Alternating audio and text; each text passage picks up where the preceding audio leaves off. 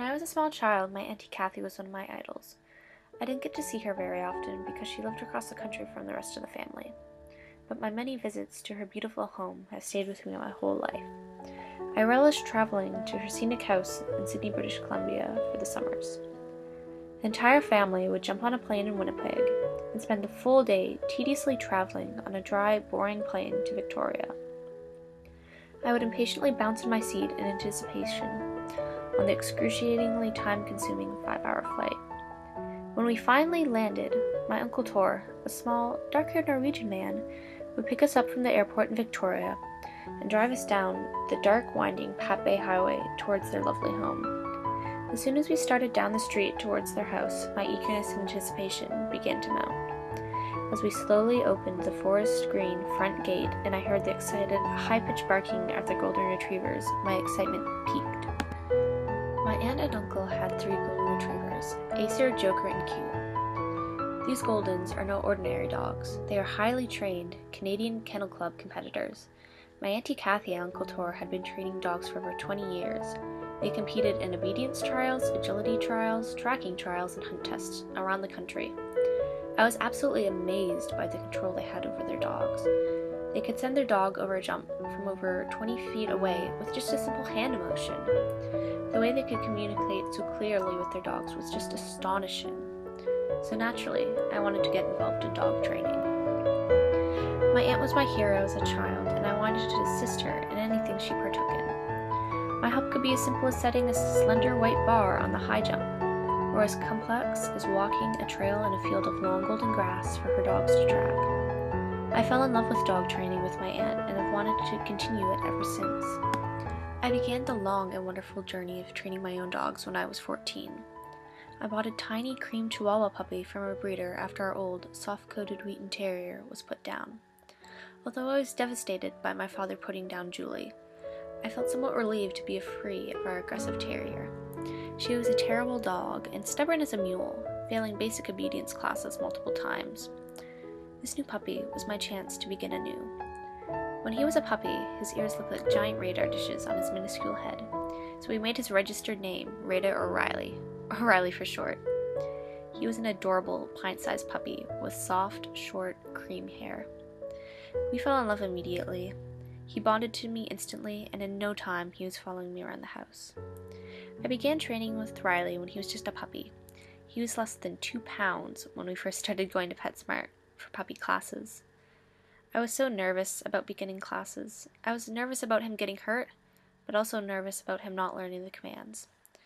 Riley was the smallest dog in our class, the largest being a colossal Harlequin Great Dane. He was a smart little dog and was at the top of his obedience class in no time, learning his sits, downs, and stays before the rest of the class.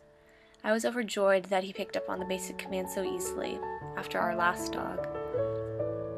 Riley was so ahead of the other dogs in the class that I thirsted for more of a challenge. I set my eyes on agility. Agility is a timed course of several different types of obstacles that a handler and a dog must work together to navigate and complete. I'd watched my aunt compete in agility as a child and wanted to experience the same joy that she did.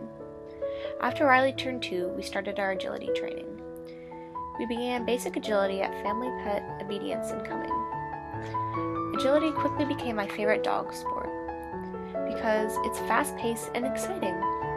Sprinting through a twisting course, calling out commands to your dog, Riley quickly took to this new sport and learned all the new equipment: jumps, tire, tunnels, teeter, chute, A-frame, and dog walk in just a couple of weeks. We quickly moved through the beginner class, learning all the new obstacles and overcoming them, and started in the intermediate right after, finally ending up the advanced class. We started competing in agility after a 1.5 years of lessons, but sadly, our first trial was a disaster. The day of the trial was the frostiest day in all of October, and it was tremendously gusty outside. The wind howled through the outside covered arena at Wills Park.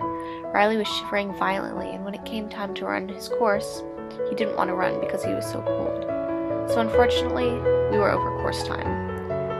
I was somewhat stunned by not qualifying.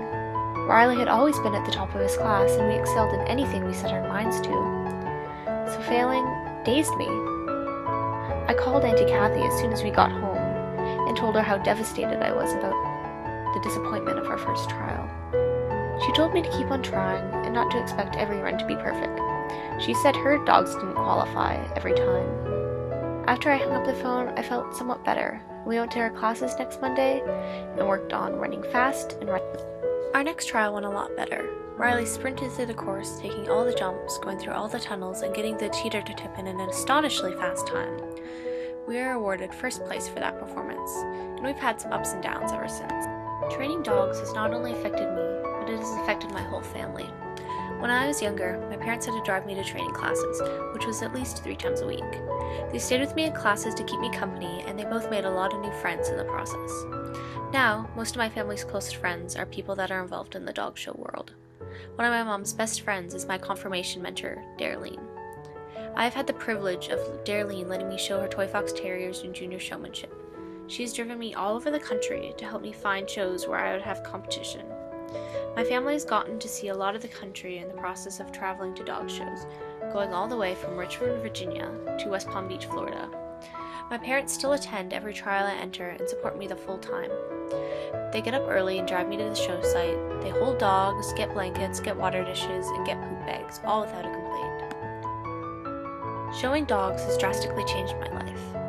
It has taught me how to work as a team with my dog and to accept the small victories, to not feel thwarted when we don't qualify, but to evaluate our performance and decide what was good and what needs to be worked.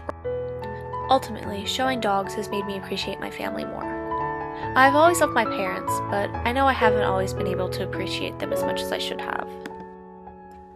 I would not have been able to be as advanced as I am without the support of both of my parents. They both actively participate and are genuinely interested in my showing dogs. My mother has created a wall where we display all of my ribbons. My father will brag about my accomplishments to whoever will listen. My Auntie Kathy is still a big part of my life. I call her after every trial. She always tells me how proud of me she is and gives me useful advice that ultimately makes me a better dog trainer. Training dogs is not just about competing with my dog, but it has become a way for my family to come together and to spend time together.